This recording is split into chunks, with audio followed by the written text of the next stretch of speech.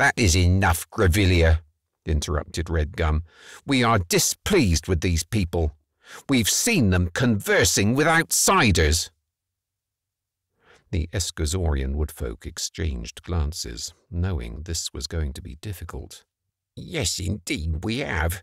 You have clearly flouted woodfolk law," said a wizened old man at the rear of them, whose long, bright white beard looked like it would make camouflage difficult. He sounded almost apologetic. "So, poor welcome though it is, you will have to begin your acquaintance with us by standing trial for betraying our presence to outsiders." Although his words were harsh, his tone was not, and he added courteously, "I am Sphagnum Moss." "Surely they should be given a chance to explain, grandfather," demanded a young woodwoman standing beside Sphagnum Moss. "I am Treefern." Redgum glared at her and then huffed impatiently. "That is why we hold a trial, dear." "I agree. I am Spinifex," said a stern, stringy man in his 50s. He waved his hand. "Secure them." In a concerted agreement of thought and a blur of movement, Waterstone and his companions grabbed their weapons and flicked into hiding.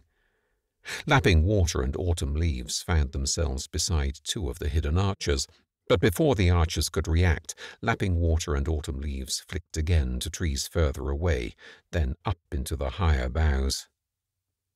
Midnight, a forest guardian just as Tarkyn was, reached out with his mind into the surrounding area, alerting every bird within a 400-yard radius that he and his woodfolk companions were in trouble.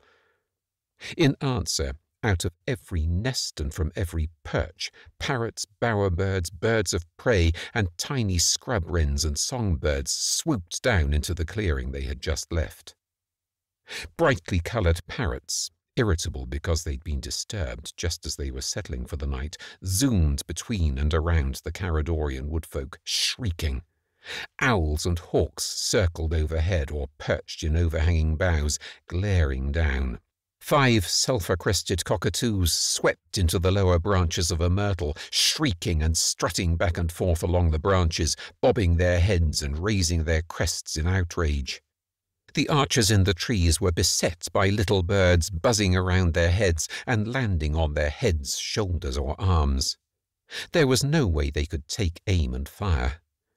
And while the woodfolk on the ground were occupied with using their hands to alternately block out the excessive noise and/or to fend off the swarming birds, the Eskuzorian woodfolk flicked and flicked until they were far from the threat of these woodfolk and their threat of imprisonment and exile.